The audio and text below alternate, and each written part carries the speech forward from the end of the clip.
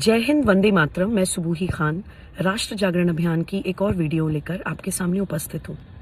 Recently पश्चिम बंगाल में कोलकाता में एक इवेंट हुआ जिसमें वर्ल्ड चैंपियन लियोनेल मेसी को बुलाया गया।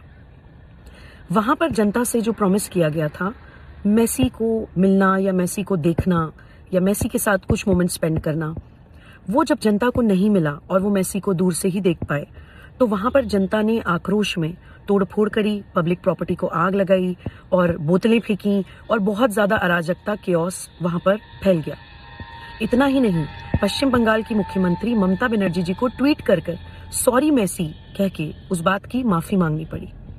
अब यहाँ पर दो बातें देखने के लिए हैं। समाज के तौर पे अगर हम सोचें तो क्या ये भारत में एक सिविक सेंस की कमी नहीं है कि हम लोग अपना आक्रोश दिखाने के संवैधानिक तरीके भूल चुके हैं? अगर हमें किसी ऑर्गेनाइजर के अगेंस्ट कुछ प्रोटेस्ट करना है तो हम पीसफुल प्रोटेस्ट भी कर सकते हैं। अपना डिस्प्लेजर दिखाने के बहुत तरीके होते हैं। जैसे सिमिलर घटना चीन में हुई थी, तो वहां पर लोगों ने प्रोटेस्ट करे, वहां पर लोगों ने इस चीज का विरोध दर्ज किया कि हमारे साथ ये जो हुआ वो गलत है, क्योंकि हमने XYZ अमाउंट का टिकट खरीदा और हमें वो फैसिलिटीज नहीं मिल पाई, वो सर्विसेज नहीं मिल पाई जो हमने परचेस करी थी। वो तो हुआ एक लीगल तरीका अपना विरोध प्रदर्शित करने का। लेकिन हम जो देश में देखते हैं, आंदोलन के नाम पे, प्रोटेस्ट के नाम पे हम लोग सिविक सेंस भूल जाते हैं। हम लोग पब्लिक प्रॉपर्टीज को आग लगाने लगते हैं और इससे देश की छवि का भी कितना नुकसान होता है। जब एक प्रदेश की सीएम को सॉरी मेसी करके एक ट्वीट करना पड़ा, तो आप सोचिए कि इंटरनेशनली भारत की क्या छवि बनी होगी। कल को हम कोई भी बड़ा स्पोर्ट्स इवेंट अगर भारत में ऑर्गेनाइज करना चाहते हैं, भारत सरकार अगर इंटरनेशनल प्लेयर्स को किसी बड़े इंटरनेशनल स्पोर्ट्स इवेंट के लिए इन्वाइट करना चाहती है, तो क्या वो लोग अपनी सुरक्षा को खतरे में डालकर यहाँ पर आना पसंद करेंगे? पूरी दुनिया में भारत की छीछालेदर हो रही है, क्योंकि हम लोग कहीं ना कहीं ये भूल जाते हैं कि ये सोशल मीडिया का जमाना है। ये एक ग्लोबल विलेज है अब पूरी दुनिया।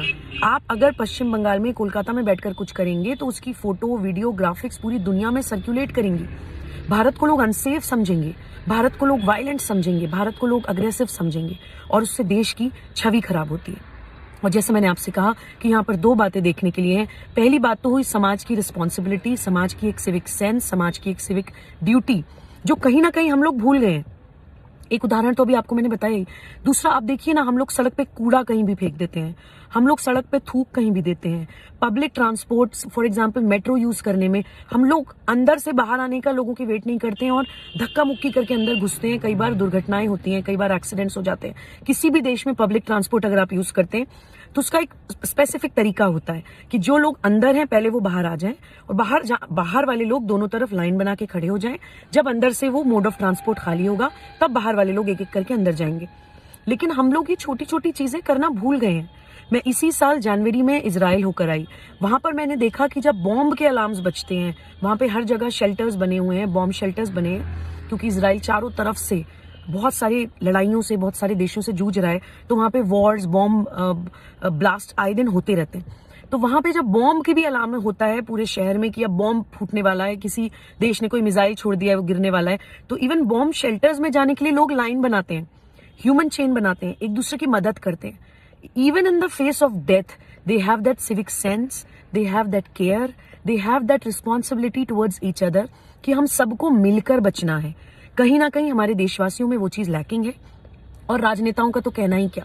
यही ममता बनर्जी, यही पश्चिम बंगाल, मैं कहती हूँ कि जब अपने वोट बैंक पॉलिटिक्स के लिए फर्जी वोटर कार्ड, फर्जी आधार कार्ड बनवा के लोगों की भीड़ को, बांग्लादेशियों को, घुसपैठियों को, इम्पोस्टर्स को सिर्फ वोट बैंक बनाने के लिए जब आप भीड़ जमा करते हैं किसी प्रदेश में, तो आपको ये सोचना होगा कि आप अपने लिए फ्रैंकेस्टाइन खड़ा कर रहे हैं। मैं उत्तर प्रदेश की बेटी हूं। अभी कुछ समय पहले यूपी में महाकुंभ हुआ था जिसमें तकरीबन 20 करोड़ लोग आए थे। वहां पर एक स्टैम्पीड हुई जिसको समय से संभाल भी लिया गया। वहां पर एक आग की घटना हुई जिसको समय से संभाल लिया गया और 7 मिनट में अग्निशमन वाहनों ने वो आग बुझा दी और कोई जानमाल का नुकसान नहीं हो पाया। वर्ल्ड रिकॉर्ड क्रिएट हुआ।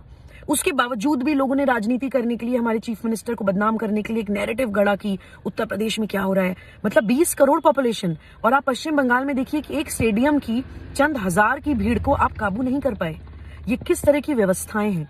ये किस तरह की सिविक सेंस है, ये किस तरह की जनता है, किस तरह की पॉपुलेशन है जो आपने सिर्फ अपने वोट बैंक के लिए पश्चिम बंगाल में बनाई हुई है। ये सारे ही पॉइंट्स हमारे लिए इस वक्त चिंतन का, मनन का मुद्दा है, क्योंकि अभी हम ग्लोबली compete कर रहे हैं। अगर हमें विश्वगुरु बनना है, अगर हमें डेवलप्ड कंट्रीज से compete करना है, उनके बगल में खड़ा होना है और बहुत सारी चीजों में सुपरसीड करना है, तरक्की करनी है, आर्यवर्त और सोने की चिड़िया दोबारा बनना है, तो पॉलिटिक्स को भी, यानी राज सत्ता को भी और समाज सत्ता को भी, दोनों को ही मनन करना होगा, चिंतन करना होगा और जिम्मेदार नागरिक की तरह अपने देश के प्रति कुछ कर्तव्य हैं जिनको निभाना होगा।